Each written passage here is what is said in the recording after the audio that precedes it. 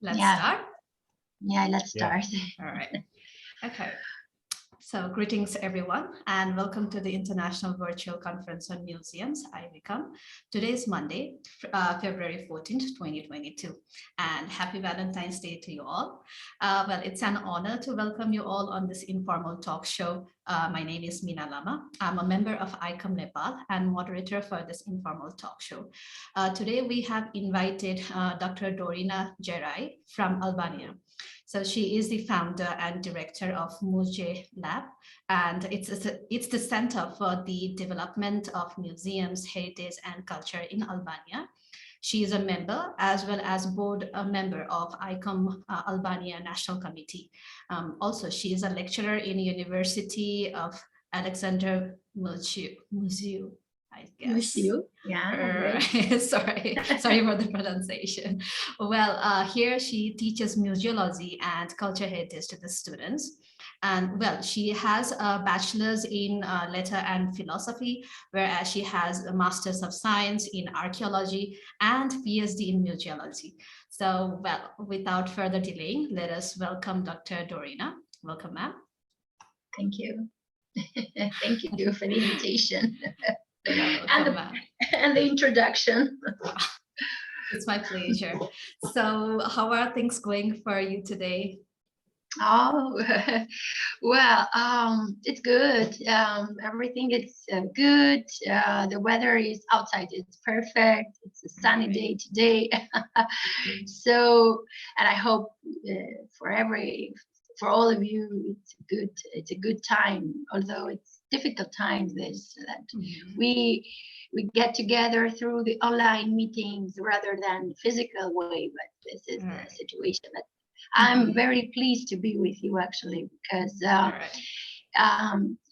even though through the pandemics we could stay together and talk and share ideas and organize conferences, and which is fantastic. Right, I agree actually, like even without paying for tickets or getting a visa, we get to meet so many friends from all around the world, and this is really amazing. This is the best part of technology, right? Yeah, agree. Yeah. Well, could you tell us a little about yourself, like your childhood, like how you were, your likes and dislikes? Oh, okay. Well, where to start? Well, I have been raised in Indus in Albania, through the shores, through the Adriatic shores, fantastic sea. So all my childhood have been raised going in sea and swimming all the time, and so having a good childhood, let's say. So, and then when I grew up, I wanted to explore a little bit how was the world outside from my country, and so I went to Italy, a country which is in front of us, but it was unknown from most of Albanians. And so I went there and I studied there my bachelor degrees. And then I came back in Albania and again started with restarted with Master of Science and then Museology. So how to say it, long life learning. Even now that I grew up, I'm still continuing learning and self-exploring other things. So I am the mom of 2 children. Wow. As well. Congratulations. So, yeah. So this is, let's say in a few words, yeah. Right. Well, we would appreciate if you could tell us about Albania, because I'm pretty sure, like a lot of people don't know about it. We have heard about the country, but, we actually don't know much about the culture and then, the natural beauty. Could you share with us? Yeah, well, actually Albania, a small country compared with your countries or other countries bordering us. Let's say that we are here now in Albania are living 2 million of inhabitants, but outside Albania we have other 3 million of inhabitants that have immigrated for several reasons, economic reasons, studies. So well, it's a country, let's say, that it has very rich cultural heritage, because since the prehistoric times we have a lot of evidences, and then with other passing of the country of centuries, we have let's say Hellenic traces, Roman culture, Illyrian culture, which is Albanians after. And so we have been invaded for several centuries by Ottomans as well. So all these, let's say, all these things have inherited diversity of culture. And we have two big seas, which is Adriatic Ionian Sea, which that is also a legend behind actually of it. I'm not going now to tell it, but there is a legend how the Adriatic and the Ionian Sea was created. And it is very interesting country, actually. In the views of foreign tourists, they are fascinated about the natural beauty of the mountains, mostly, and the sea as well. So we have, actually, all year we have tourists, for cultural heritage visitors as well, but also for the natural beauty. They come and they do hikings in the mountains. Yeah, and there are a lot of foreigners that know the mountains of Albania even better than me, actually, because I haven't yet explored the mountains, because it's a little bit difficult to go up there. But yeah, it's very interesting. Yeah. So I'm proud hearing from others that they love Albania and then return for revisiting it. So yeah, it's a lovely place and lovely food, and it has a lovely food as well. So, yeah. Well, since you said that you have lovely food there, so what's your favorite food? Oh, I'm a fan of fish. So let's say that, yeah, living in the sea, so having the fish all time there, so fresh fish. So I'm a fan of fish, and everywhere I go, I prefer eating it. So. All right. So okay, then what about the music? Like, do you like Albanian music, or you are more into this Western music? And well, I love both of them. We have folklore, rich folklore music. Yeah, I love it, although it has changed a little bit because of other influences, Western influences. So the music has changed. But there is we have a particular songs that it's called isopolyphony. And it is mostly sung by men with some. There are also women singing, but mostly it is sung by men. And this kind of sound that it comes out, it has been described in the intangible patrimonial heritage of UNESCO. Wow. Yeah, it has been described several years before, if I'm not wrong. but it's very particular, yeah, because the sound of the man that comes out, it makes that this particularity of this kind of song. Sounds really I'm amazing. not going to sing because I don't know sing. Okay. Maybe someday, like we can have a program where, you can actually play this song for us. I mean, like through YouTube or, some recorded videos. Oh, I can. That's okay. All right. So, tell us about your favorite, pastime. How, how do you spend your free times? Oh, I'm pretty busy actually, through the job, through several things I do outside the academics, as well with the MuZEH Lab. But we will talk a bit later, maybe. But the pastime, I like playing tennis. Wow. Okay. So I play tennis. Several time in the week. I like tennis, and then I like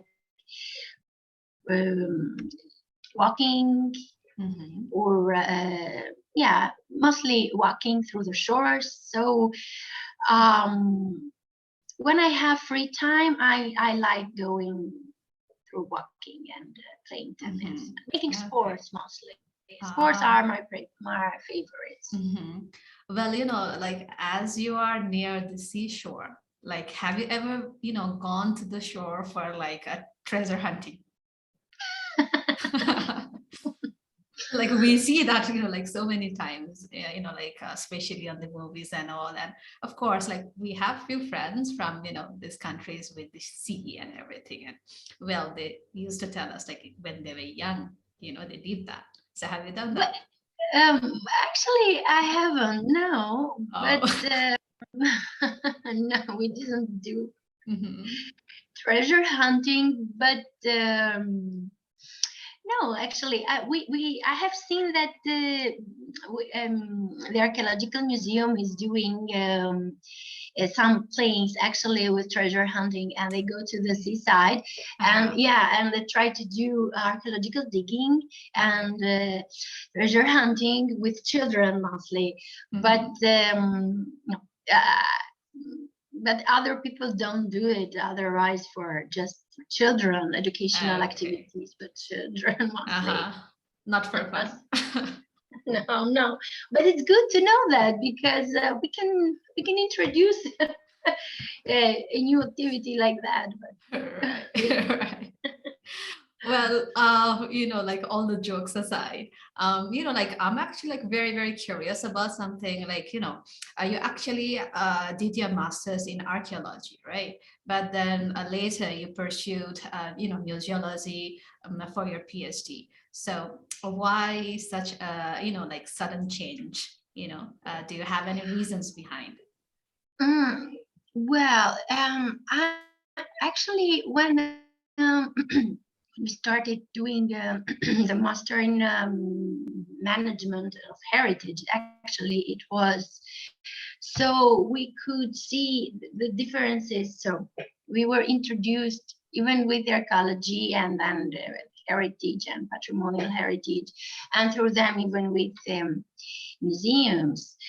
And at the time when I did my master degree, actually I have to say that still museology in Albania wasn't very well developed, rather than now. And I was fascinated, and actually in the same time concerned why museology is not growing. And so I wanted to be in the front line of defending that kind. So because I was more linked with museums, and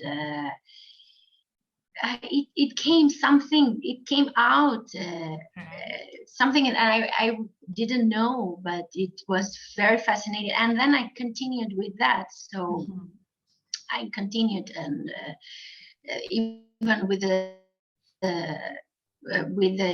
doctoral degree, I continued with museology of archaeological museums. So I linked both of them, archaeology and studies smart of geology.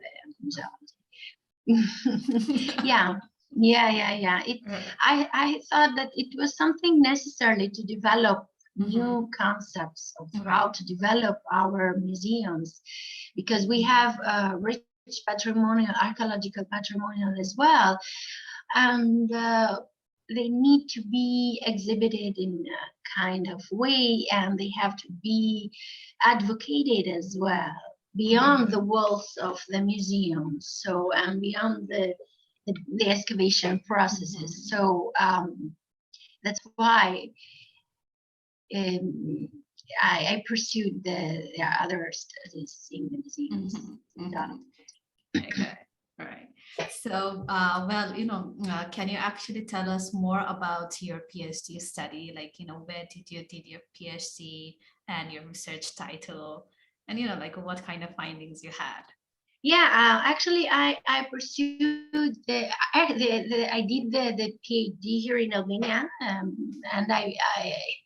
the title it was studies of the history of 3 archaeological museums.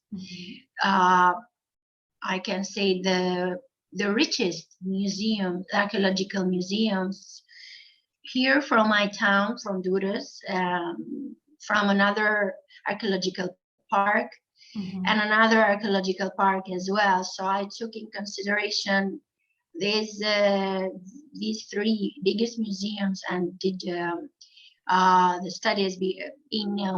I tackled several issues actually in PhD. So I tackled the historical view, the legislation of heritage, inventories of these artifacts.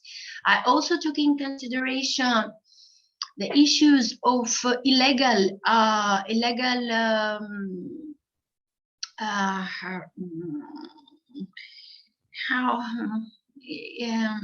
transport of the illegal transport of several items, of several artifacts from some archaeological museums, and then it was actually it was very challenging as well, because you have to deal also with legislation issues inside of it, why the things haven't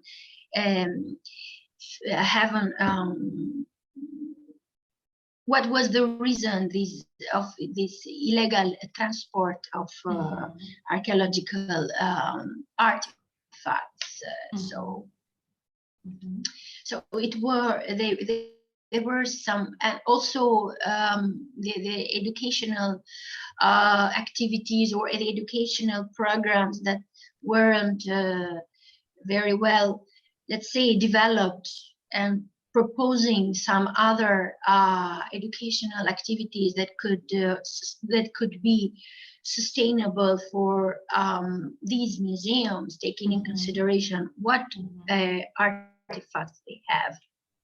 So it was challenging actually, because rather than in other countries that the PhD is funded maybe from the institution where you are developing it, it was challenging because I had to travel from one from one side of the country to the south side of the country, kilometers of distance, and it was challenging even in financial issues. You have to do it on your own, and you don't have any support of doing it. But because I really love what I was doing, and I was going straight forward what I really wanted to achieve with that, so I did it.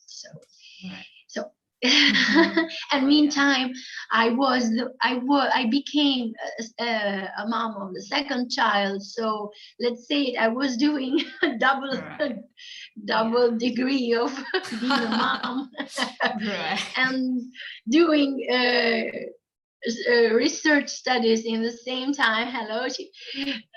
So it was these challenges were unexpected. I was doing the PhD, but not being a mom for second time. And so let's say, but I took a very, how to say, in very flexible way, you know. Yeah, I took in a flexible way, and I thought, okay. So well, you know, in a sense, it's really, you know, nice because you could actually take your, you know, private life as well as your educational and, you know, your professional life together with you. You know, balancing in that way is something very challenging, of course, but then, you know, very inspiring too. Because a lot of people think like, you know, why, you know, like why I can't do this or that, but seeing somebody doing all of this together, and it's very inspiring for others. And also, you know, like I do feel really bad, you know, regarding the, you know, financing for the PhD researches, because, you know, like every day, you know, we get these news saying that, you know, oh, people are raising money for somebody to do a plastic surgery. You know, or or having, you know, like for a travel, you know, like people are collecting money so that a person can travel just to have fun or have a plastic surgery to look much more beautiful. But then, you know, like whenever we see in the sectors of research and education, like, you know, we see the funds being low and, you know, most of the researchers not being funded, where the researcher has to manage everything on their own. So these are certain things. You are, I agree with you, actually, totally. I think most of the researchers, especially from developing countries, face these issues because when I did the PhD several years before, but even before then I start pursuing the PhD, still Albania is considered in development. So this challenging of having financial support is constantly, let's say, it's constantly putting researchers less and less outside from possibility of doing much more. So I know that there is a lot of potential outside, but when you don't have the financial incomes, you are less and less impossible pursuing what you really want. And this is also relating with research. So we know that in European countries are being given a lot of funding for research, for development of equal balance and equal opportunities for men and women to get developed and to get into the research more and more, to have more academics and more researchers, women rather than men. But this inequality, even in educational system, is still actually in developing countries. So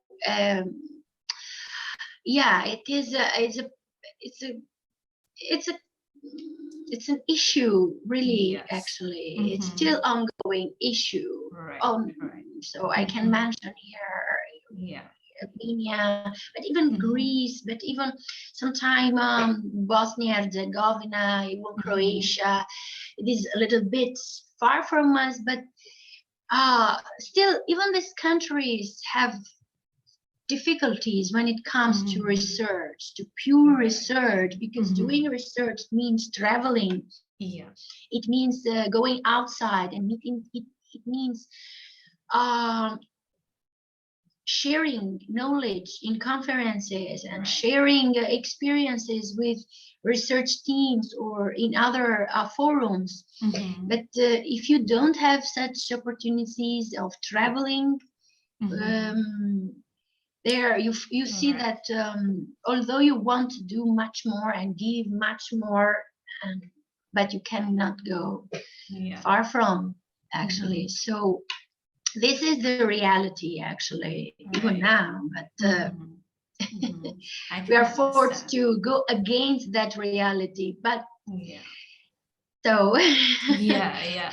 It's a true it's struggle not. for a developing country. Yeah, it's a struggle. Yeah. Yeah, actually. And yeah, well, like I do, believe this, like, money, the finance is a very, very good way of motivation, like if you don't have to worry about financing, about money, like if all the expenses are being, paid, then, like you can actually have more concentration for the research, and then I think there will be better outcome too, like without constantly worrying about expenses and all. It will actually help us to do more better researches. And of course, if the researchers are actually being like funded for traveling and going for the paper presentation and all, wow, that would be amazing to share all the knowledge and all the information that you have acquired during the research programs, right? Mm-hmm. Yeah, Right. yeah. I Mm-hmm. think we all face Yeah. these Mm-hmm. issues. Yeah. So Mm-hmm. This is the major issue. Like, well, a lot of people think that money is nothing, but then ask to the researchers, right? yeah, but I mean, in some countries, or it depends also the academic institution or the institution where you work. Sometimes they are also support you, Mm-hmm. but it depends where you live. What is the power of institution Mm-hmm. where you work, and what are also the sometimes the strategic of Mm-hmm. um, the institution where you work. And Right. but Well, yeah, that is yeah. fine. Anyway, well, like tell us about like what was the idea behind, founding the Muji Lab? Like MuZEH what? Lab. Yeah. Okay, well, actually, it well, I am an ICOM member. I have been doing museology since a long time now, and even Mohammed knows I met him in China, and maybe you, all of you, will met sometime. Yeah. And what does that mean? It means that the long time where you work and you are where you're focused on your studies, on your mission, individual mission. It has to Mm-hmm. be at sometimes in your life you have to share, sharing Right. with conferences, sharing with that, but sharing also with others, Mm-hmm. which are ordinary Mm-hmm. people, Right. and to make your mission something valuable even for others. Mm-hmm. And so let's say that the idea of MuZEH Lab, it was like that. So coming from a long time experience, long time achievements in other environment, heritage environment that I have been involved in. And me and also another colleague of mine, we Mm-hmm. founded MuZEH Lab with that. So we wanted a safe space for a community, for people, for citizens, for artists, Mm-hmm. for heritage makers, for museum staffs, a safe space in the same time where we could combine uh, several methodologies of museology, and to include them and to approach people with those methodologies, actually, and to create, to turn our center as an inspiring center where the creativity takes out the best for the people. And we created, we designed a space where we included a collection.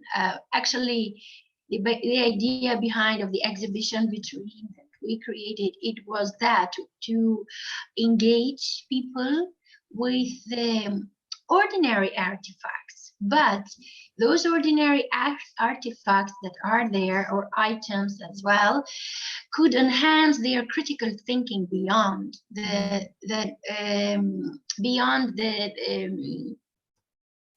visuality they have, the visual image they have. So in that sense, we could collect inspiring histories, personal histories beyond one object. So for our exhibition vitrine, this is not one story, but one object could have a lot of stories beyond. And this is the idea. So each person that comes inside, they share their story, but having in mind one object, which reminds them a song, which reminds them a moment in their childhood, which reminds them an emotional feeling, which reminds them a moment, something even in mobility. So many elderly people, when they saw the radio, they related with the past history they have, and how an object, how they were linked with the media, which is the radio, and they start sharing a lot of stories where they had the media with them. So it is not just a story. Those items are meant to engage people with their life, actually. And a lot of them are very inspired. We had even foreign tourists that. So we have a lot of histories beyond one object. So an object doesn't mean just one solo history, but they are meant with that idea. And besides that, we created the object as a movable object as well. So we can use the object that we have in collection to create other exhibitions for them. So this is something else to not forget. The idea as well is not just to have our collection, but to engage community, to loan us personal objects. So this is the idea also of the movable vitrine. So we can change the vitrine for other reasons, other exhibitions, without having all the object, because it's impossible overloading with the objects. Even now the museums are concerned where to put all the artifacts they have, because it's an issue of conservation and storing them, safety storing them. And so we had that in mind as well, to have a movable vitrine of stories as well. It's a very, very beautiful concept. Yeah. So, you know, let me help you more with, well, I would like to share your Instagram page, so that you can actually, tell us more about the activities which are being done. Right? Yeah. Okay. So let me just.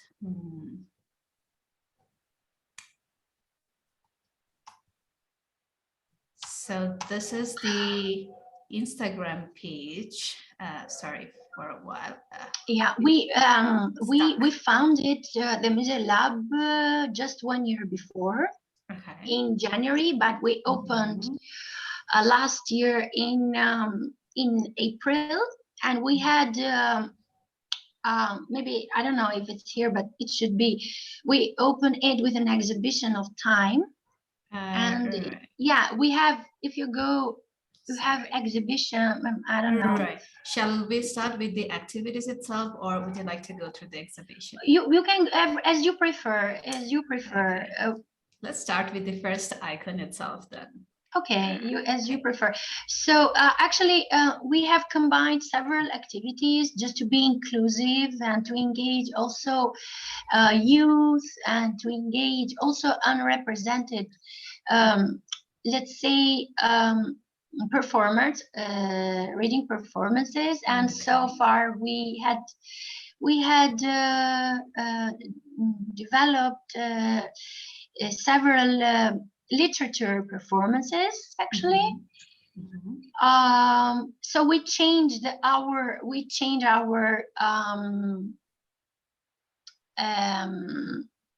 the place. It's a place that is constantly changing according.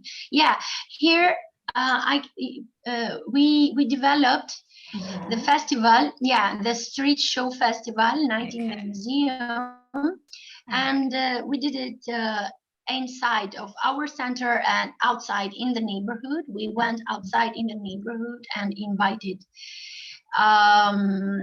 the youth to engage with us and to learn. Actually, the idea behind it was to experience, to give them the possibility of experiencing and showing what is the power of museums, actually, and what is the power of educating us, and in how many ways the museums are being changing and educating people.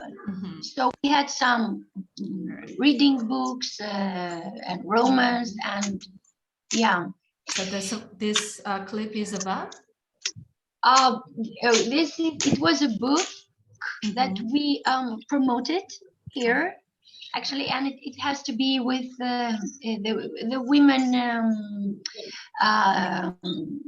women equity and. Sorry. Yes, please continue. No, you can go further to other. Okay, sure. All right. Okay, nature-based tourism. Wow. Yeah, several webinars we are doing. We have collaborated also with some artists and did some performances here. We are also member of the Interpret Heritage. This is our product. Let's say it. We did an educational activity for children based on archaeology, and we did the movable carpet. It means it was meant also as an interpretation.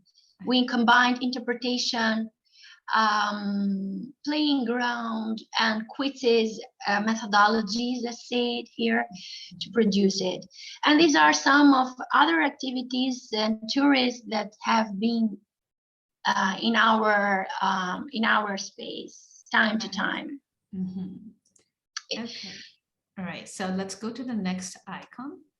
Okay, so this is related with the lab itself, right? Yeah. These are some. Actually, these are the objects that are displayed, and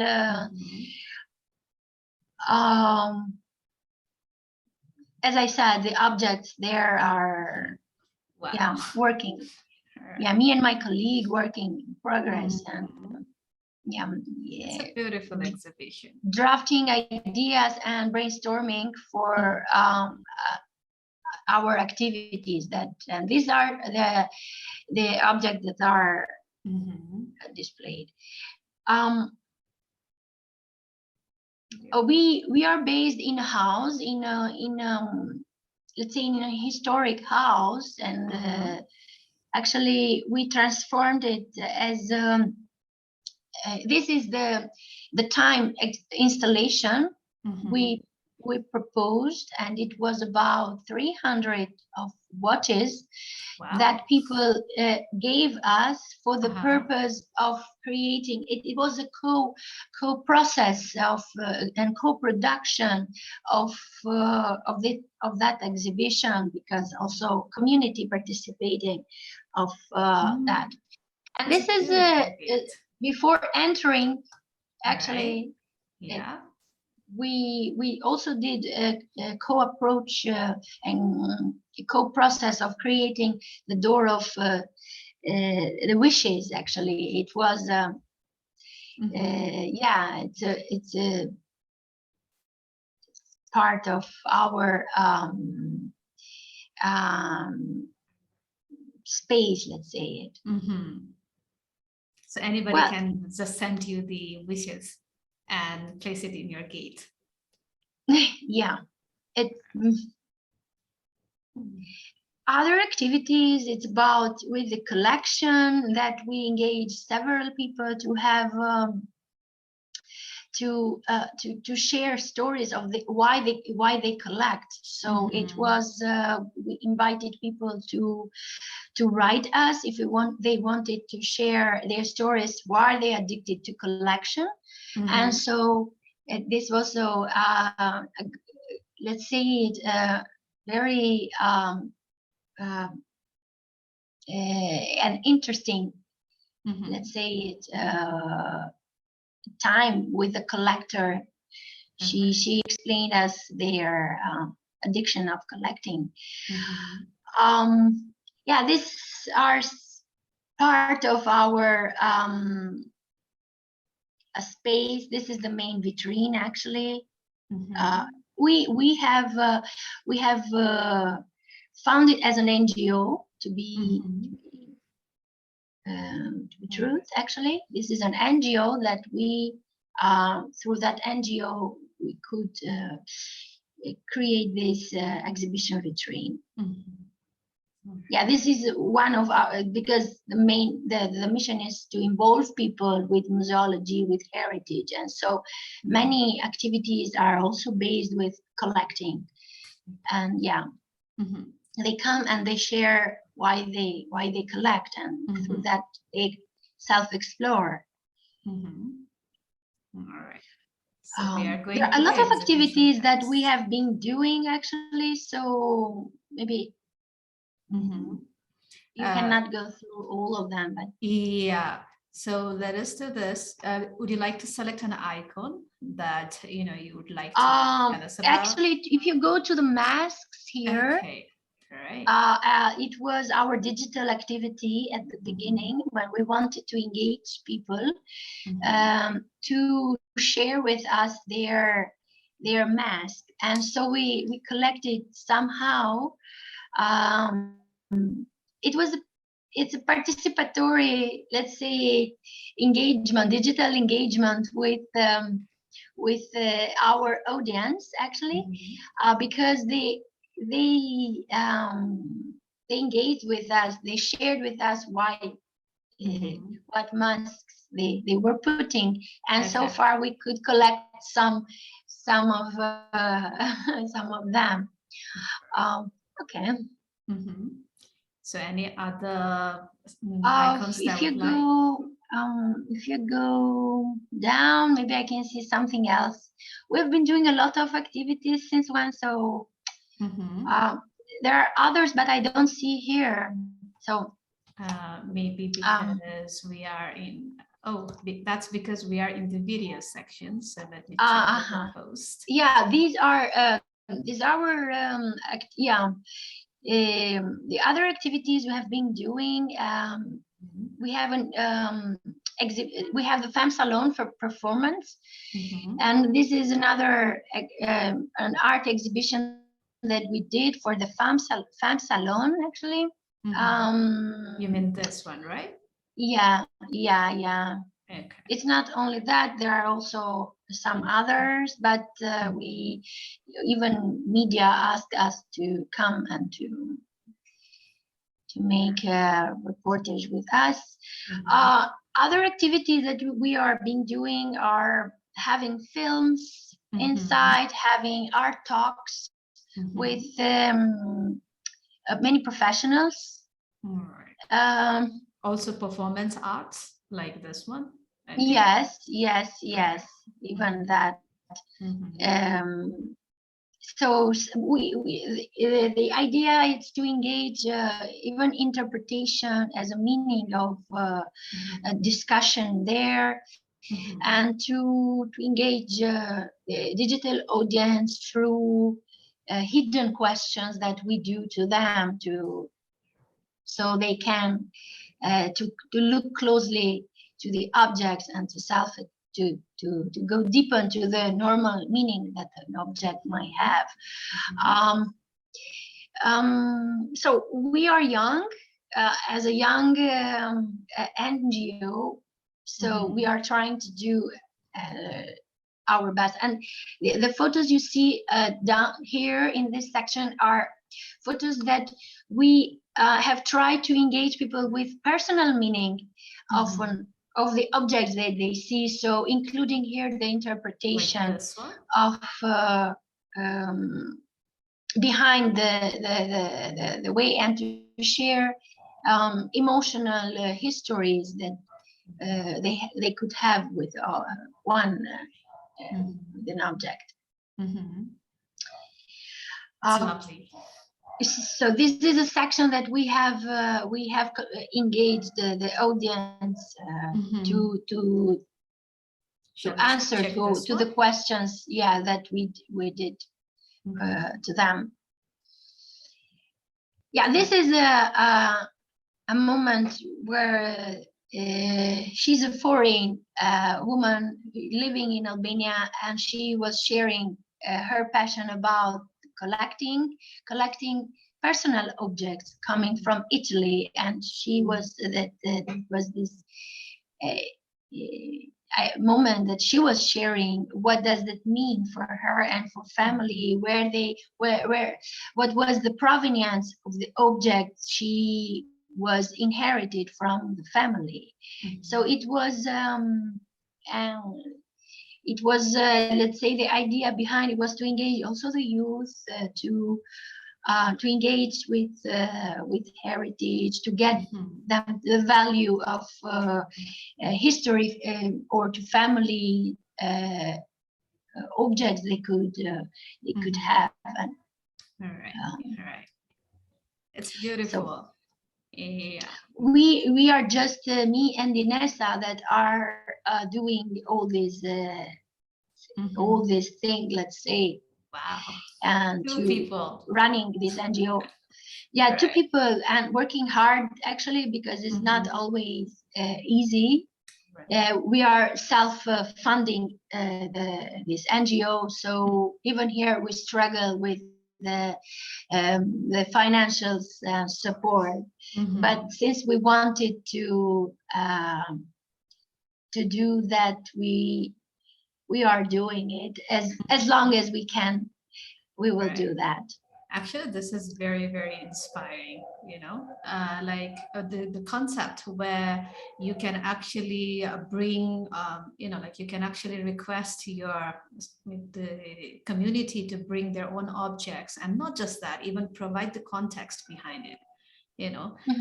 This is like engaging people in such in-depth is really amazing. Right. Yeah. So this must be from your mask project, right? That you. Yes, this is our mask project. Yeah, and it was obviously we managed to put we selected the masks that were related with some histories behind, or their mood, people's mood, why they were a mask. But it was done at that time digitally, actually, even to be somehow to collect moments of COVID time. Yeah. True. So let me stop sharing. Actually, thank you so much. We actually get to see so many ideas behind the lab itself, and it's really interesting and highly inspiring. Well, like, do you have any upcoming projects, for your institution? Yes, we have a project that we are running. Actually, we are in the preparatory phase, and it's about the nostalgia and the blank and the kilts.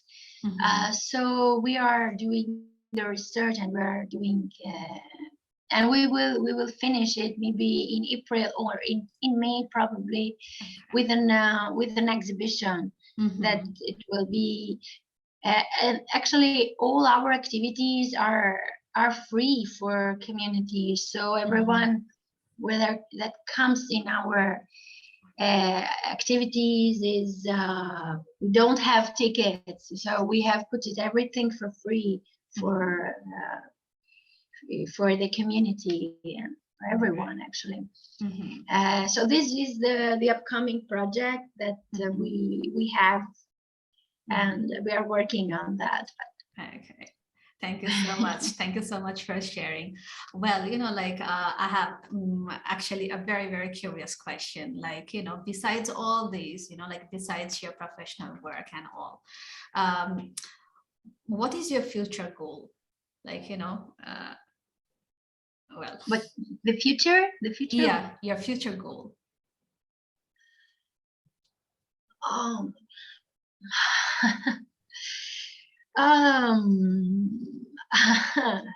asking a lot of futures to myself. Well, yeah. Anyway, I'm very I'm constantly involved in several things because of my job I do. So I teach, I do mobilities, I do writing articles. So the life is composed several angles. It's not just one that I have actually in mind. So these angles, I think I'm very happy having these angles because I couldn't live without them. So several perspectives I have put it to myself is obviously linked with expertise in museology, of course. But I do expertise in cultural heritage and interpretation of heritage. So it's related with culture, but in many meanings. So I'm not able to say it. What will be? I will apply for being an ICOM director for Albania, maybe in the next upcoming years. I don't know. Let's see what will be, but I would like to do a postdoc in research of hair and museology as well. So I have some plans, my plans, but we'll see. It's not always depending on me. It's depending several related to other things as well. So with these angles I have, I think I'm very completed and pursuing this what I'm doing right now. So, like, in Nepal, there is actually a saying, you see, like, you have to wish for, wish to have, like, you need to wish something first, then it will be fulfilled. If you don't wish anything at all, there is nothing for anybody to do at all. So you need to make wishes and it will be fulfilled. And I actually wish that, all your wishes will be fulfilled. I wish to. Right.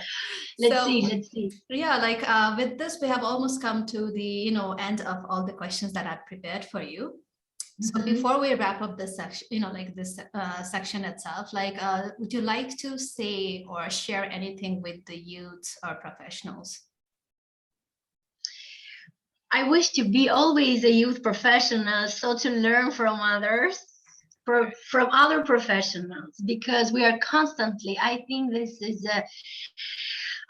that we all need to learn in our everyday life from others. And so learning, constantly learning. I think this is the best of having those wishes and fulfillment. So I think that this could be the motto or ending for learning constantly. And right. so thank you so much. Right. Thank you so much for for taking the time and sharing your thoughts and opinions with us. Well, thank you. So with this, we have come to the question and answer session. So before proceeding, let me introduce, our attendees to you. So we have here Shivani and then Aditya. So Shivani and Aditya, they are couples. They are from India. Shivani is from museology sector, whereas Aditya is from archaeology sector. So it's like you and them, it's like 2 in 1, okay? They are 2, you are 1, with the same fields and all. So next we have Dr. Dhan Kumar. So he is from Nepal. And he is the chairman of a National Ethnographic Museum in Nepal. And also he is the vice president of ICOM Nepal. And we have obviously Mohammad Akhtar Javed sir. You know him, more than me, but let me introduce him to you. So he's from Pakistan and belongs to the ICOM Pakistan, National Committee.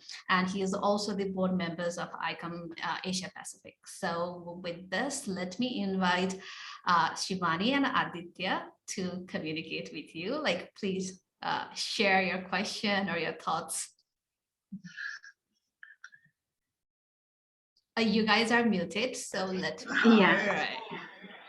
Well, I'll start. Hello, Dorina. Hello. You both have met each other before? Have you met each other before? No. No.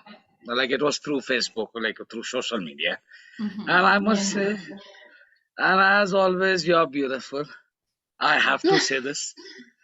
And do you have any plans? Because it's 14th Feb, Valentine's Day. Right, yeah. And if not, then I'm there. Like I would love to be a Valentine for today. Dr. Dorina, you have answer for him? Actually, I couldn't. Aditya is asking you if you don't have a Valentine for tonight. He actually is offering himself as a Valentine for you.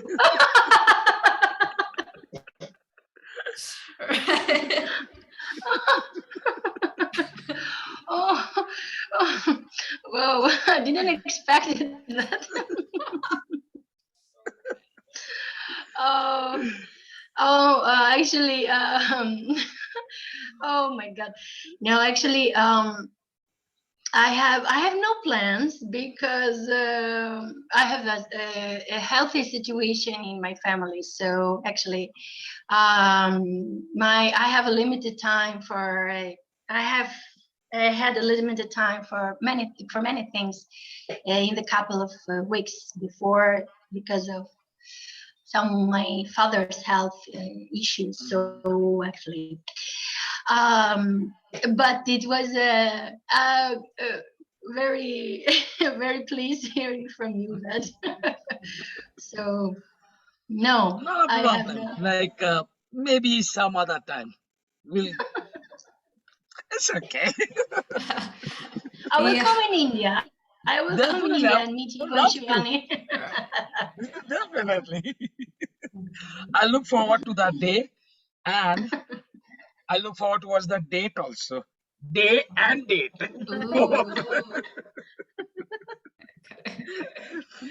Okay, yeah, like Shivani has to say something. Please don't mind, he's an international flirter.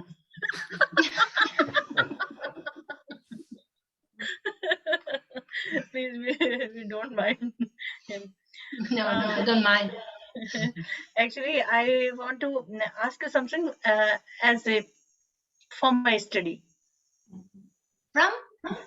For her study purpose. For my Okay.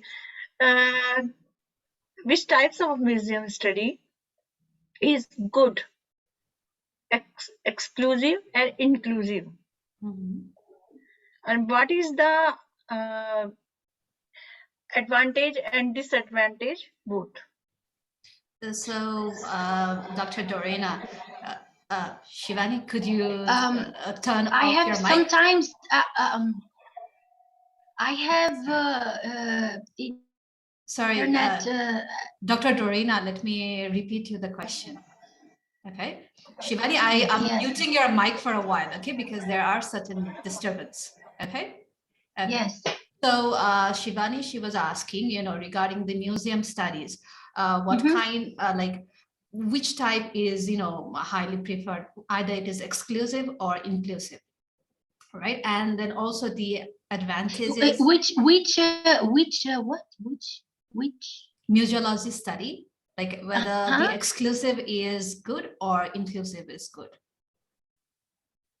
In terms of concepts, you mean? In terms of Shivani, is that in terms of concept? Yes. All right. So in terms of concept, regarding the museology study, whether the inclusive study is good or the exclusive study. And, if you choose one of these, just, let us know about the advantage as well as disadvantages. Well, actually, it seems that we in museology, we are going through being more inclusive. So, and in terms of that concept, and in terms of that, so being inclusive, we are dealing with a lot of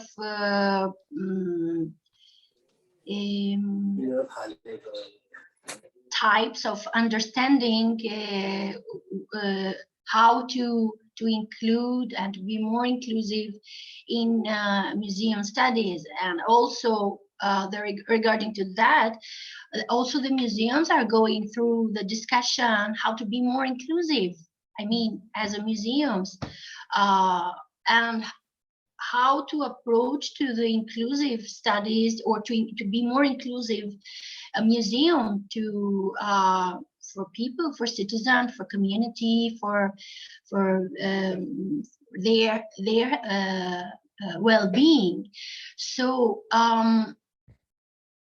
if you are asking me, I would opt, and I am open to the inclusive museums as well. So if I had a good understand that this was the idea behind of the question. So if you prefer the inclusive museum studies, then could you share us the about the advantages of having this inclusive concept, and if there are any problems with this inclusive concept?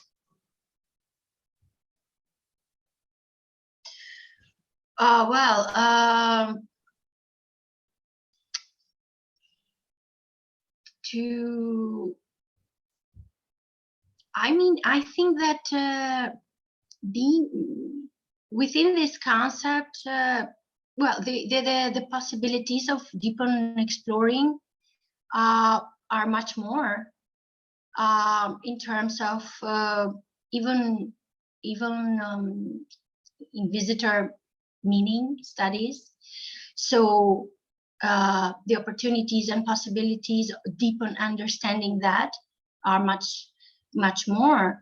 So even for a professional or young professional that is going through that, could have much more possibilities of and variation, how they want to put their an issue they are proposing related, I mean, maybe with visitor studies. So I related to that.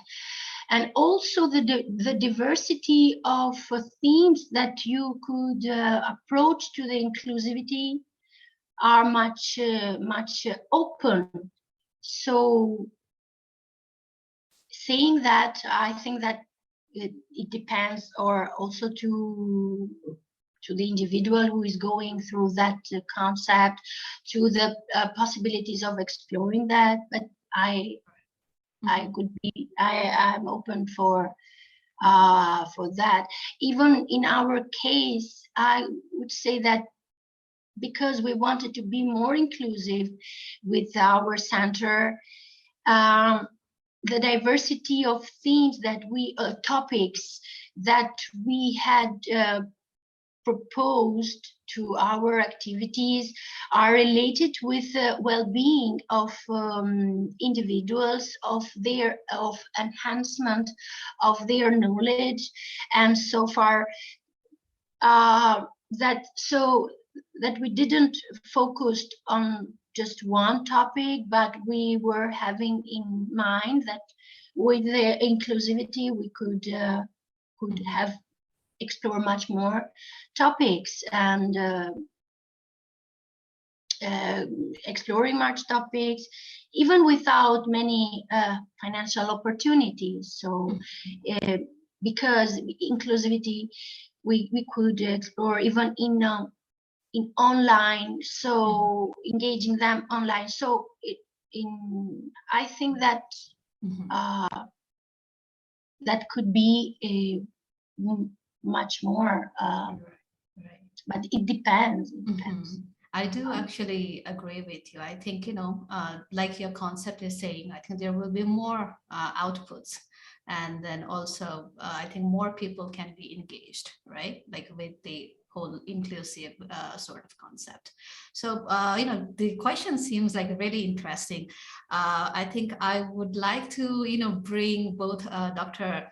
Tankumar as well as Mohammad Akhtar Javed sir to, have their opinion about this question. Like, what kind of concept you both actually prefer, whether it is the inclusive or the exclusive type, and why? So Javed sir, would you like to go first? It's actually this question is a very tricky question, in fact, you see. Very interesting, but it is very tricky question. You say exclusive, when you say exclusive, that means you have to define. Okay. Right. When you say inclusive, then you have to define. You see. So you are not defining what to exclusive, what to be inclusive, whether exclusive of museums, inclusive of museums. So you see, this should be clear. Be asked. So she couldn't give you the satisfactory answer because she didn't make it clear through your questions. You see. So this is what we asked help from Shivani. So Shivani, are you there? Yeah, Shivani is here.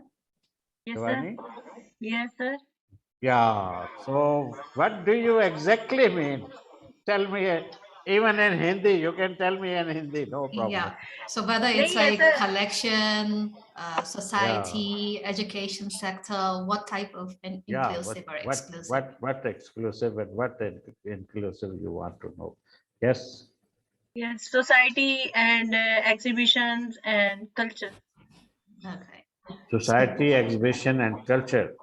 Yes. So you see, these three things are already part of museums. You see, Yes. you cannot exclude them. You see, out of the museum, right?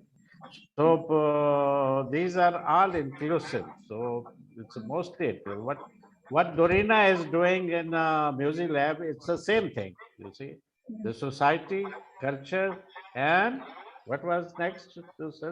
So Exhibition.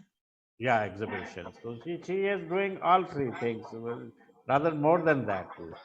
So you cannot exclude these things from museum. I think so. Let's ask Dorina. Dorina, what do you Yes, say? I want some guidance. Guidance.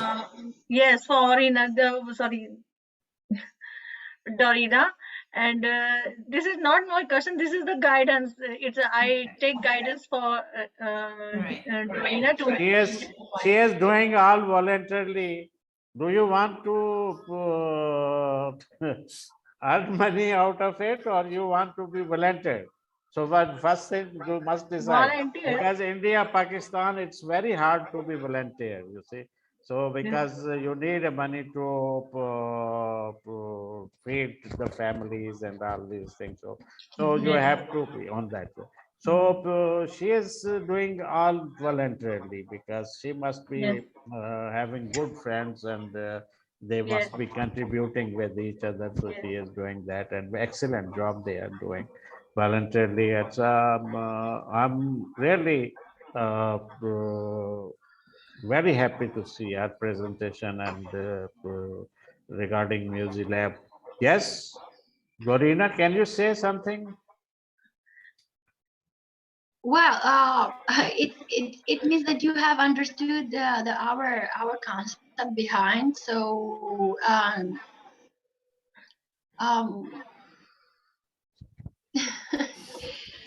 so your lab concept is more like inclusive of everything, like society, connection, education, but exclusive of finance. We had in mind no, it isn't. It is inclusive in the sense of, because we have combined the museology, the heritage and culture in terms. So these are everywhere we go, traveling, tourism, education, leisure, it's related with all this. So society as well. So it's related with all of them. So I don't see it as an exclusivity. So I think that we are very inclusive to because several studies are also related with mental health and putting art as a bridge of together, you know. So it is related. Art and heritage and culture is everywhere where we live. So although we are distance, far distance, and culture, diversity of culture, it's a common. It's a common word that we can pardon, that link us together. So I think that thank you, Dr. Dorina. Right. Yes. So, yes, and thank you, Dorina. I understand, and in my opinion, you are a very, very, very good guide for me. Thank you. Thank you very much. Yes, and can I ask something? Yeah, please. Yes. Yes. Yes. Can you tell me what the House of Leaves in Tehran? Why is called of Leaves? House of Leaves. Why it's called House of Leaves? Oh, yeah. I will explain. Where have you heard about it? I'm just reading in an article. Some article is in a magazine. Not a very big article, just a short introduction. Just so I would like to know more about it. Yeah, it's a museum. Please don't be think that this is question. This is I'm asking only which I am asking. It's only for my education. So because I will explain. Actually, I think that when behind the idea, just seeing the museum of don't find the right way where you want to listen to others. I have to check. They also put it or included even the House of Lee as a symbol. Actually, before being a museum, it has been a space where during the communism, the police and the office policies were there. But they were the spies, actually. It was a spy building at the time before converting into a museum. And all this building, it was hidden. It was hidden by trees. So Okay. all people that were passing there, they didn't know that that was a hidden building there that could had spy citizens. Okay. And so today it has been converting in a museum, but having also or preserving even the collective memory with linked with this spy building at that time. And so they put it together, the museum of I don't recall in English now, and also they name it as a House of Leaves. So because they wanted to to aware the youth of today that at that time it was a spire building, and to raise awareness, what does that mean to be spying all time without knowing. And so this is the idea behind the House of Leaves. Oh, thank you. Very interesting. Thank you. Thank you, Dorina. Yes, Very yeah. interesting information. Really. Thank you so much. And so kind of you. Right. Thank you so much, Shivani. Now let me invite Dr. Dhan for interacting with Dr. Dorina.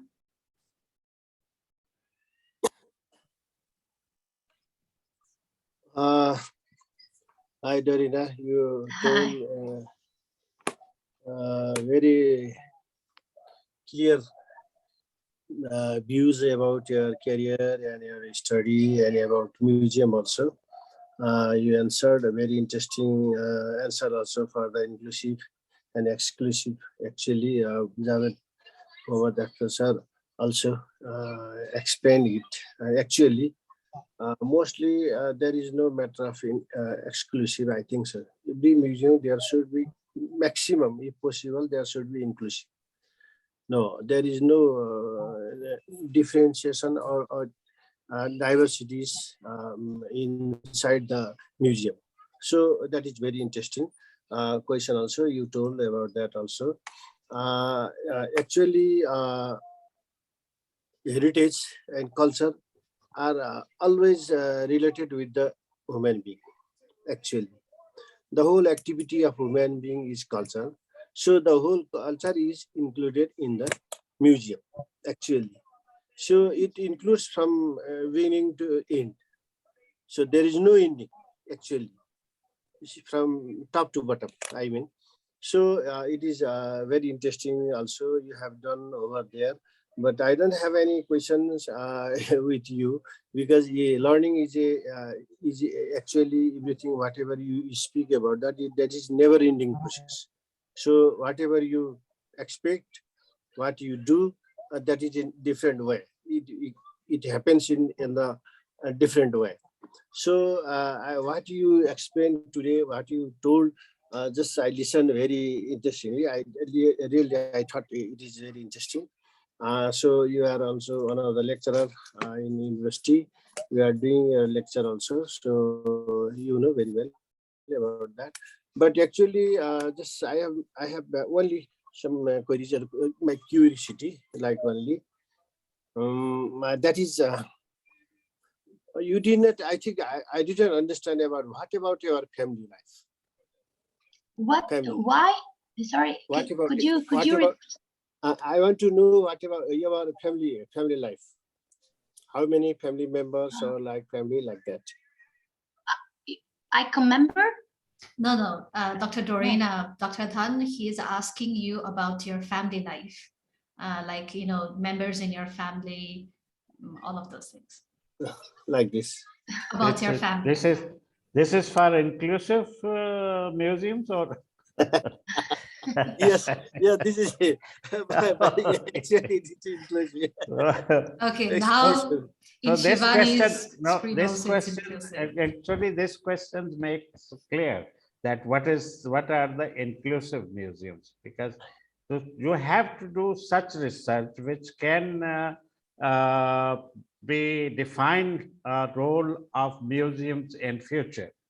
So that is definitely inclusive museum. So, but one has to have a research on that topic, so that that could be added into the future museum. So we can say this is inclusive museum. So this is what. So that's why Dr. Dan asked that what is your family members. So that means this is the sort of research which could go to inclusive museum. Yes. Well, my family members are very inclusive with my work. Okay.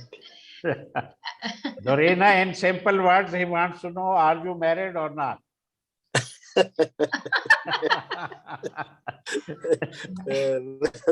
That was my question. I was about to ask. But Dr. Dan, he said Yes, it I right. am. He said it right. I am married. To all the curious hearts, Dr. Dorina, she's married.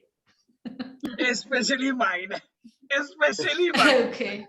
And she has 2 kids. 2 kids, or just 2 children, like kids. Okay. Kid is like single, right? 2 children. and just Children. I want to know only about your country, Albania. How old is the history of Albania? How old is? The history of Albania. Your No, country? I don't understand. What your country is Albania? Is it not so? Yes. But How old? the history, we need how long it goes back? The history Aha! Oh, yeah. Now I understand. Oh, the evidence shows even the language actually is very particular. What is the language? In terms of we are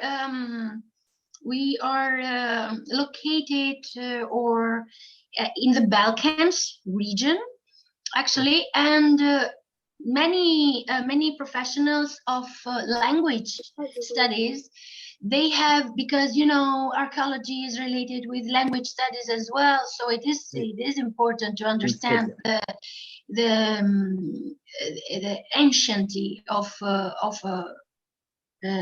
country, and it dates back millennia up to prehistoric time. And even before that, also our language, it is in the tree of the it's in the roots of the all the languages. So it's very ancient because if you are in the Balkans, many languages have a common roots, let's say it. Instead, Albania doesn't have one. So, and the linguistics, actually, they have studied where this language comes from, and it comes from very ancient.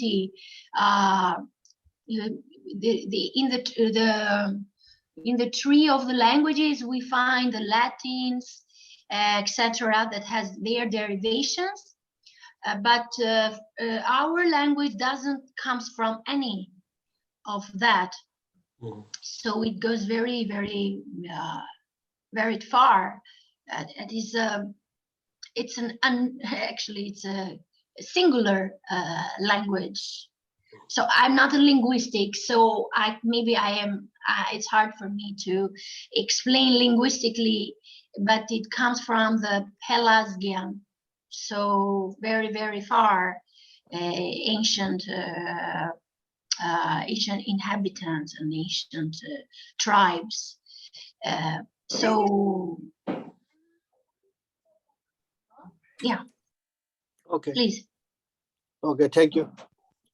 Thank you very much for your explanation, for your historical background about your country's background. Yes, thank you anyway, very nice to see you today. Thank you so much. Thank you, Dr. Khan. Yeah. All right. Dorina, do you want to ask something about Nepal? Actually, I really wanted to ask a little bit from all the countries here, because we have Pakistan, Nepal, and India. So there are unknown countries for me in terms of experiencing them. I would really love to know a little bit about your daily job there in the museum, or how is Nepal? It's very interesting. I've seen films and but know a little bit from the country, but not so much actually. It is a long history, but if we say about Nepal, it goes back to archaeologically, it goes back to 7th to 10th century BC. So archaeologically, in fact, archaeologically, it starts from 1st century AD in Nepal. So we have archaeological proof, right, and inscription are found in 2nd century AD, like that. So they are that is the name of a king. So Nepal is in between India and China. There is in north side, there is Himalayan range, Mount Everest also. Yeah, perhaps you have heard about it. And next important place is Lumbini, where Buddha was born, and Kapil Vastu, where he was brought up. So Buddha is light of Asia. People say that light of Asia, Buddhism, about the Buddhism. So most popular two things are Mount Himalaya or Mount Everest and Buddha's birthplace. So then other side, Kafunda Valley is itself a type of museum. You can see many images and temples and houses like traditional type. Still now there is a very old type of houses are over here. So people, it is not so big country. It is nearly people are nearly 300 million people. I say 300. I see. So 300 million people are over here. So there are many caste and ethnic groups. There are, according to 2011 census of 2011, there were 125 caste and ethnic groups and 123 languages are prevailing in Nepal. So especially Aryan and Mongolite, or Hindu and Buddhism, Muslim, and Christian, and other animist people also are over here. Still now, so few people or few or not so fast. They are still now the Aboriginal people. They are still in a very what to say. They are in like a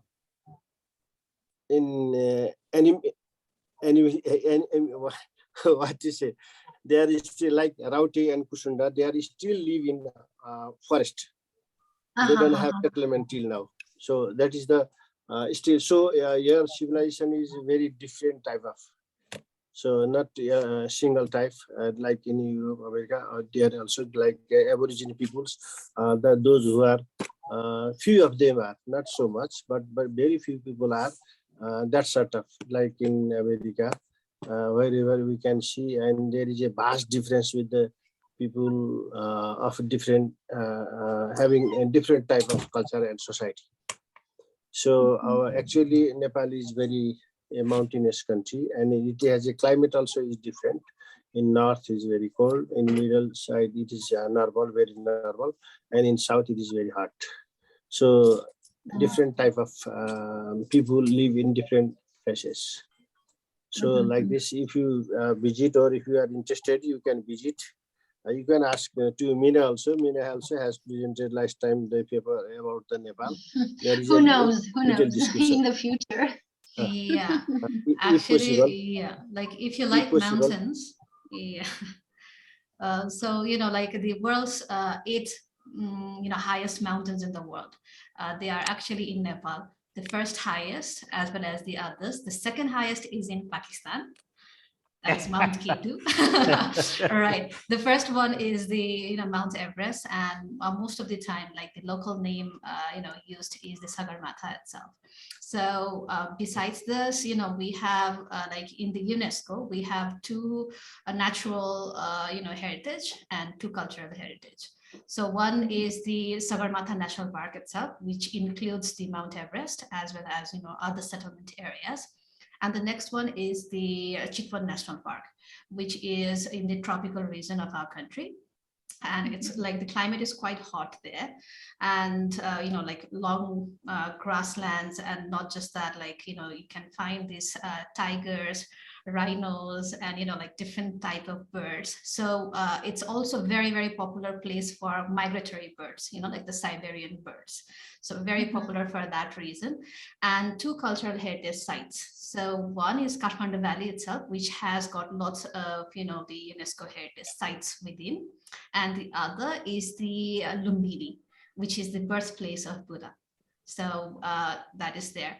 And as Dr. Dhan, he has already mentioned, Kathmandu Valley is actually like an open museum, where you can find these, like people from different ethnicity coming here. And not just that, Kathmandu is actually the capital, of Nepal. So of course, a lot of people from different regions come over here. And not just that, like the place has actually these temples built, by different kings for different Hindu sect. And not just that, like there are lots of monasteries and stupas for the Buddhist people. There are also churches, and then, the mosque for, other religion. So there are lots of people from different religion, from different ethnicity living together within the country. Well, besides this, Pokhara is another major destination for tourists as well as locals, where you can see the mountain range from the closest range itself. Like you can see, like you can feel as if you can touch the mountains. Okay. And the city has lots of lakes, like natural lakes. And not just that, it's very, very popular for the people who wants to go for trekking. Oh, and Nepal is also very popular for white water rafting. Okay, so yeah, it's mostly the tourism is focused in adventurous tourism, where people over here, they come for the for mountaineering, for trekking purposes, for rafting, and we do have one of the deep, like I think it is called deepest bungee jump. So it's well, yeah, the free fall, the bungee here, and then yeah, like there are lots of others. Well, I personally don't mention about the safaris and all, but the tropical regions are also very, very popular for elephant safari, for jeep safari, where you can see these animals and birds, like there are lots of things to see. So yeah, besides that, lots of different types of food and very, very colorful ethnic dresses. And besides that, we have, it is said that we have more than 365 festivals in our country. Okay. Wow. So yeah, that's a lot of festivals. So, you can actually be here almost any time of the year, and you might be able to enjoy one of the festivals, you see. So yeah, that is the shortest way I can explain. 365 festivals? more than 365 festivals, Javed sir. Oh, that means the whole year you are on festival. Yeah, like always in the good mood, within a good food. The same with India. 12 months and 1300 festivals. Every day, some or the other thing is happening. Every day. Who is funding for all these activities? You know, like there are communities of Brahmins and you know, like many different groups of people. So they have their own religious festivals going on all around the year. It's like something or the other just pops up like a mushroom. Like it's just like mushrooms popping up. These are arranged by the beneficiaries, you see. These are arranged by the beneficiaries. So beneficiaries, they are beneficiaries? Yeah, beneficiaries actually. So, but it is good because people have some recreational activities. So they are live happily. Come on, sir. You know, like, you know, I'll tell you one thing. Yeah. My great wife, she used to believe in all those things, you know. 12 months, in a year, 12 months, 1300 festivals, and I had to endure everything. From this period to this period, you cannot eat this. From this period to this period, you cannot do that. From this period to this period, you... So, you know, like I'm the classical victim of endurance. Aditya, where did you find her? In festival? No, sir, I found her in a holy place called Haridwar. So these guys are typical followers of 1300 festivals going around. Classic example. That's why sometimes to tease her, I call her Shanti Kunj. There's a popular place in Haridwar. So she's with Shanti Kunj. That's great. So Dr. Dorina, if you are interested, you know, you are always welcome to Nepal as well as India. And Javed sir, you didn't talk much about Pakistan. It's your turn. Yeah, sure. Why not? Why should I miss the chance? Yeah. Actually, Dorina, when you know Turkey. Yes. You must have seen Turkey. When if you go to east of Turkey, you will find the border of Iran. You will find the border of Iran. And when you further go to east, you will find a border of Pakistan. So these all three countries are borders are linked. Not only that, then further go to east, there border of India and Pakistan. You see, you can cross Pakistan and then go enter into India. So we have the gateways, so we go there. So similarly, when you go to north a little bit, so you find a Nainital. You go to north, you will find a Nainital. And further to northeast, you will find a Nepal, border of Nepal from India, right? So they have already told you that Nepal has a border with China and with India. So this is the whole strip over there, right? So I tell you that what is you see, Pakistan is only 72 years old, right? Okay, only 72 years as a country, only 72 years old, but the land of Pakistan is as older as 3000 BC. 3000 BC, before Christ. 3000 BC, we have a Indus Civilization in Pakistan. Indus Civilization, that's the most modern people. Even today, their planning is almost matched to the days, you see, a bit advanced too. So, yeah, that's it.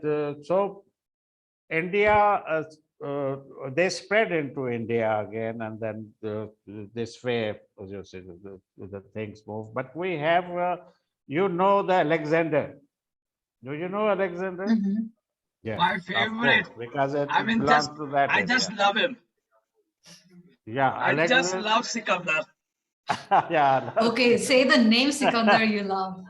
Alexander the Great. Aditya, you may love a Mukaddar ka Sikandar, you see. I love Sikandar. I love my Alexander. Yeah, I Okay, just that's great. worship him. I just That's worship great. him. That's great. You see, there's Albania, Greece, and many other areas on that. So Sikandar army was used to be from those areas, you see. So they came into Pakistan. Sikandar came into Pakistan, right? But here he got sick and then he has to return back but when he was passing Iran, he died there, you see. So because this is, I'm defining you the route, in fact, you see, they were passing by Iran and then to Turkey and Turkey to the Greece and Greece to Albania, you see. So this is where we exist: India, Pakistan, Nepal, right? So Meena has already told you that Pakistan has the second highest peak in the world, second highest peak in the world. That is K2. So so we have a very diversified land. You see, we have snow-covered mountains, we have green mountains, and we have dry mountains, and then we have plains, and then we have arid lands, and then we have desert and sandy deserts, and then we have rocky deserts, and then the coastal area.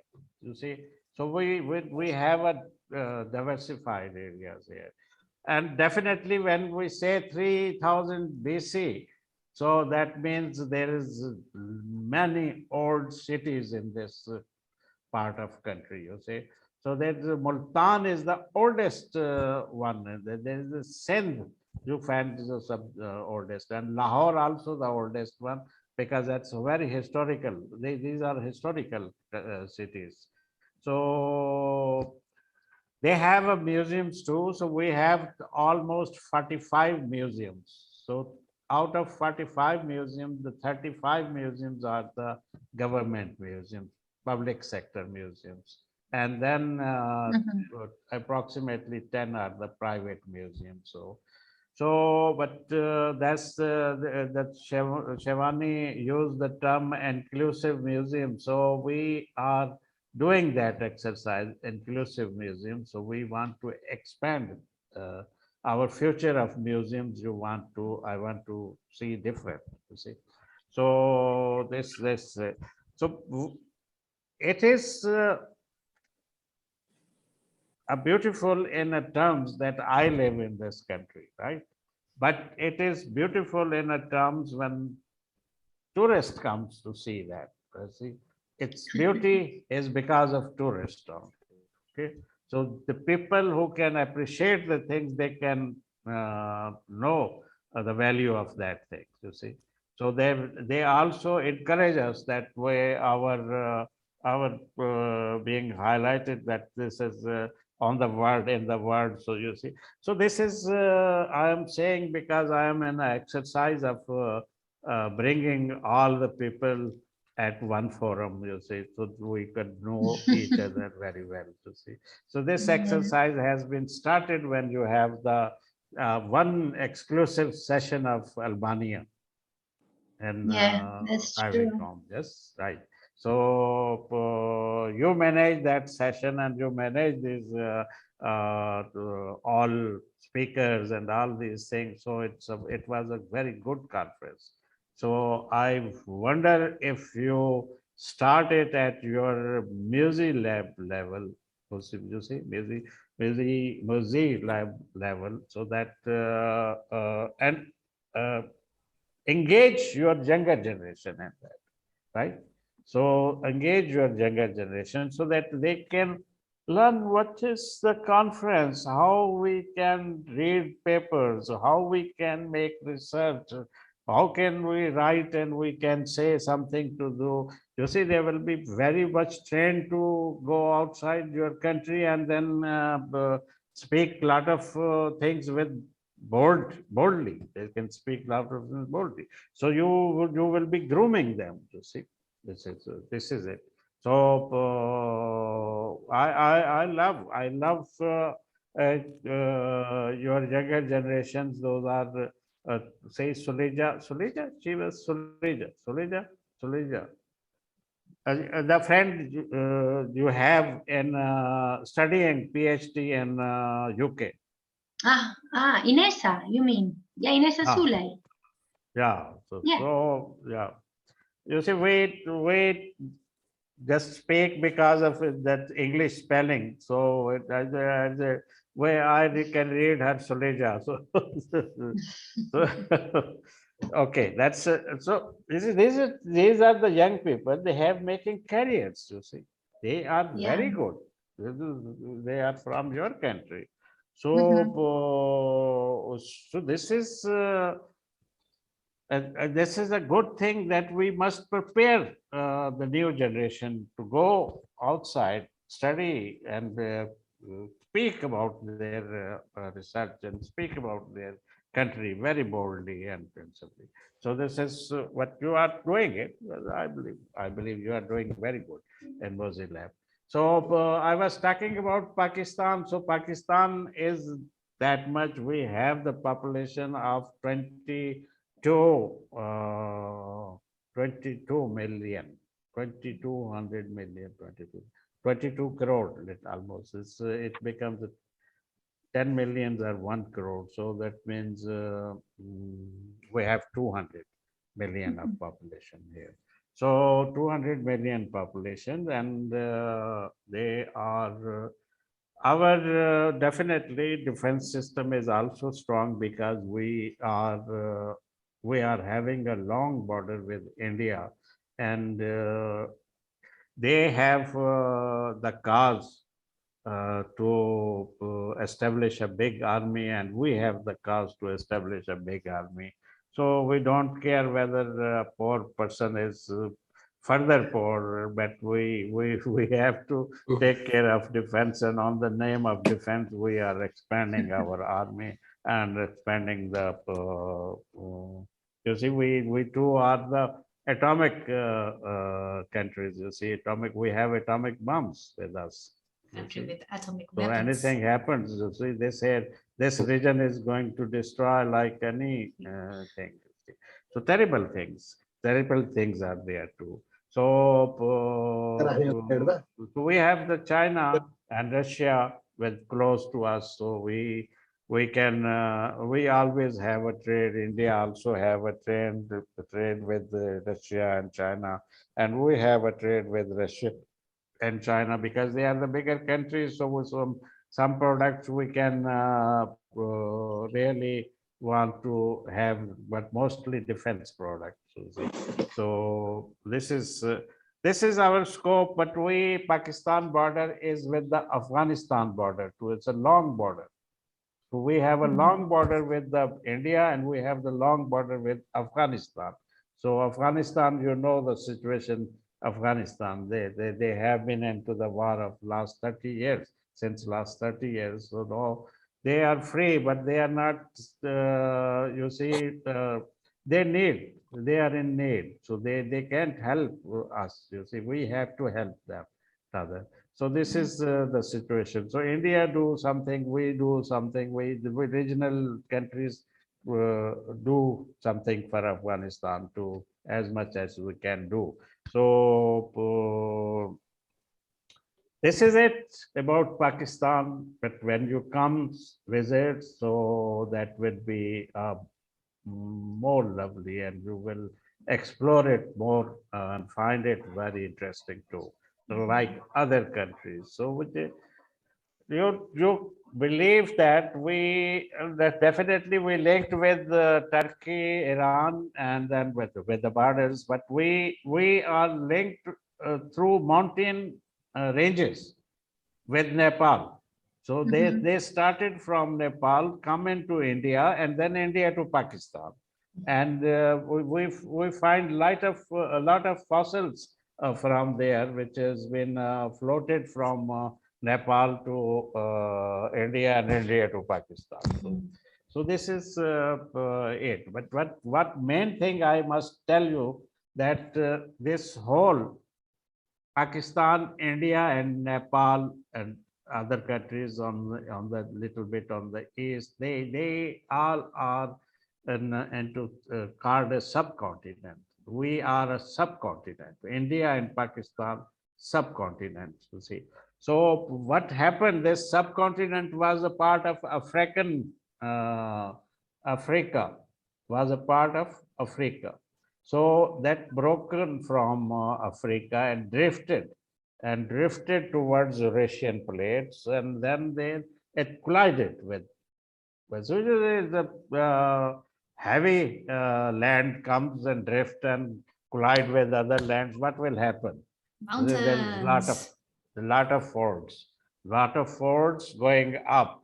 So Mount Everest has been created for Nepal, and K2 has been created for us. You see, so this is the two plates collision, rather, right? So this is it. So we definitely African are our ancestors. So they came other way too from Sudan and all these things, and then so and of course too they went to the China. You see. So they lived there. They was turned into Chinese say faces, and now they are very much Chinese. So there's a lot of things found in China. You see. So this is it. You also, these Western people are also African basically. So these the African migrated, and one group came to east side and other one went to west side. So with the temperature and weather condition, the western side become white color. So their skin pigment changed. And with the east side, we also have a skin pigment change a little bit, but we are not that black. We are somehow Javed sir, brownish. you are going to teach us Darwin's law now. Well, just to add Javed sir's theory, I agree that life sprouted in Africa and it traveled through the entire continents and countries.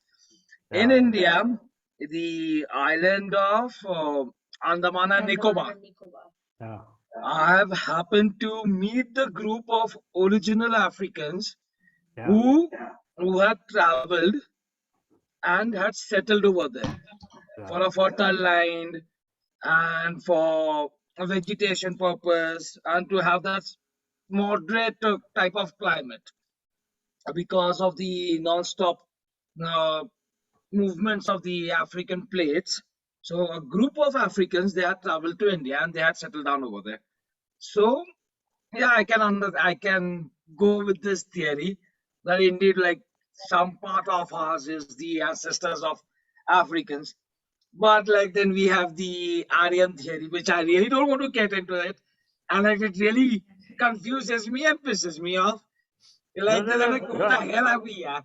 Like, so we are the mixture of Aryans or the Africans, so like, let it be. No, Aditya, don't get confused, because Aryans are also migration. They migrated from Central Asia. The Eurasian part. Yeah, they migrated from Central Asia by Armenia and this Azerbaijan. They came via Iran to India. So in fact, they were the one who was living in Indus Valley civilization. The So Indus Valley they civilization. spread from there, yes.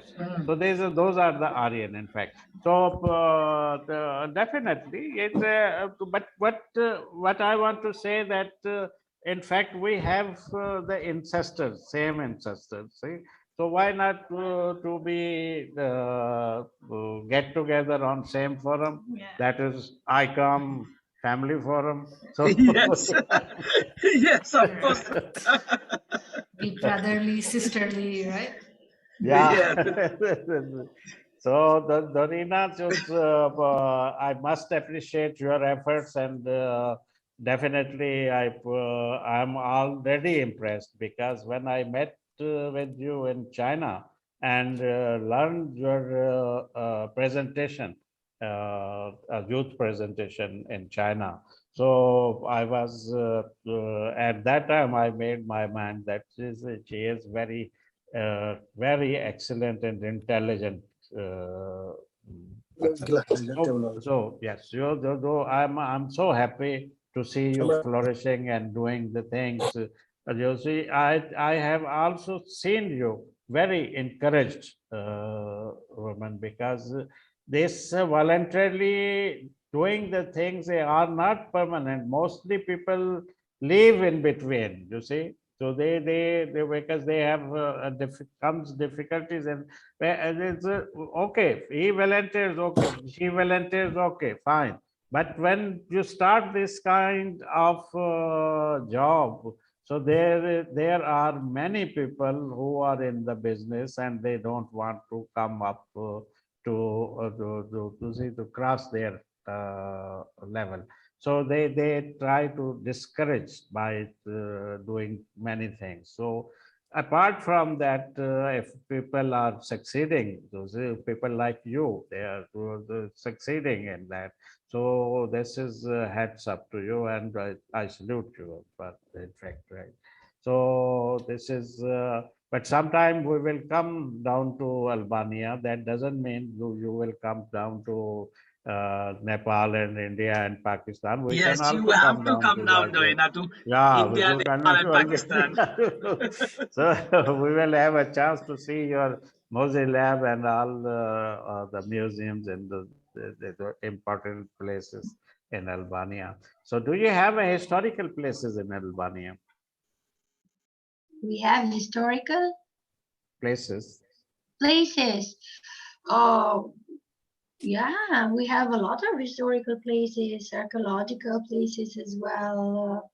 Actually, as a small country as it is surrounded by a lot of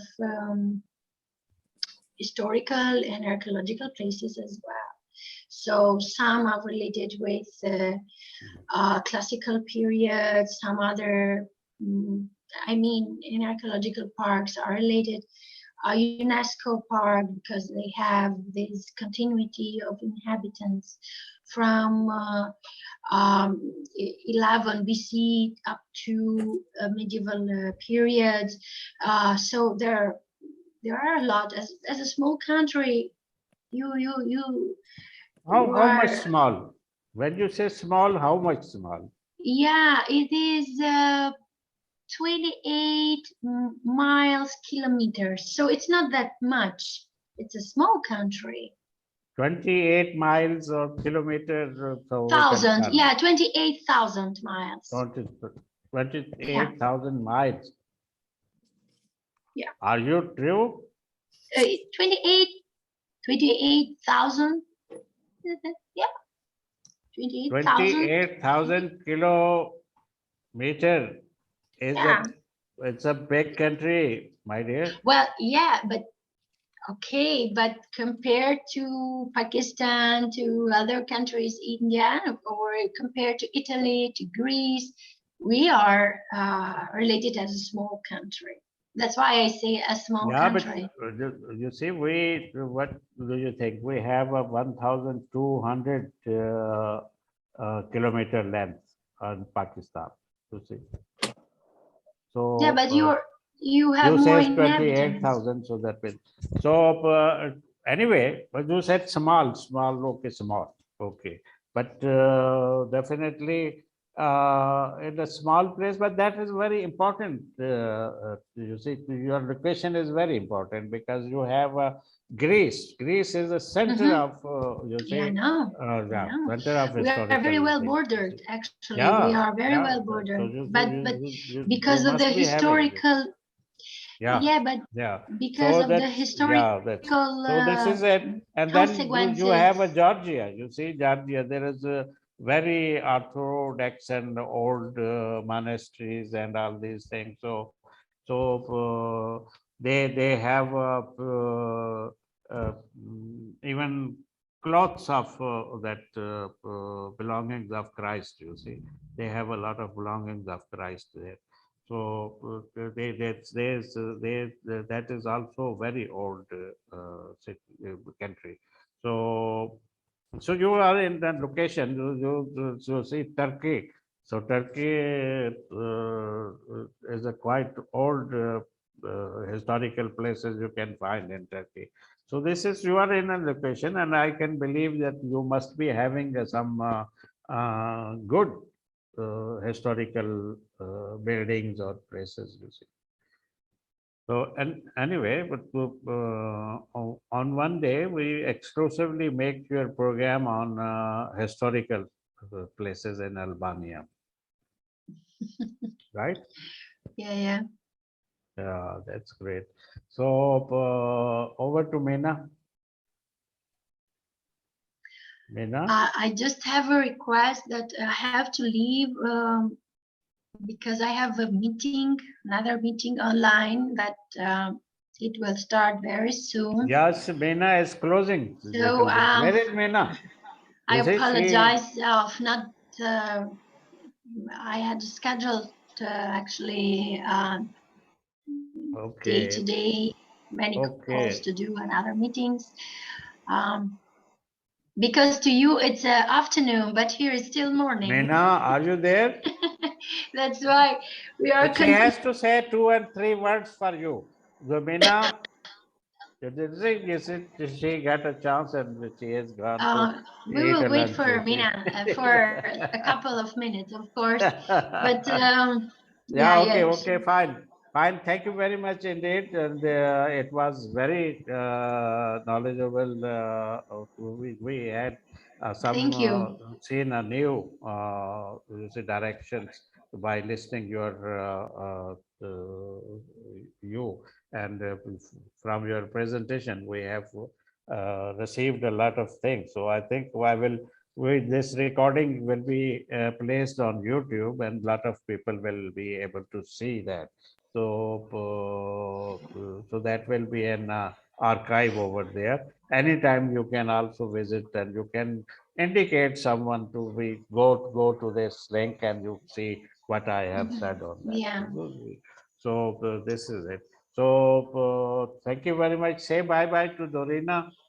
Thank you all. Thank you, actually, Dorina. I really Bye-bye. hope to meet you somehow and someday. And happy Valentine's Day.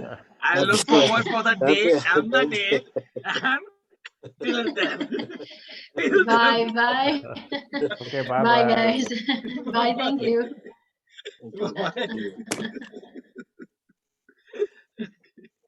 Now, अब मीना कहाँ चली गई, इसको ढूंढो भाई.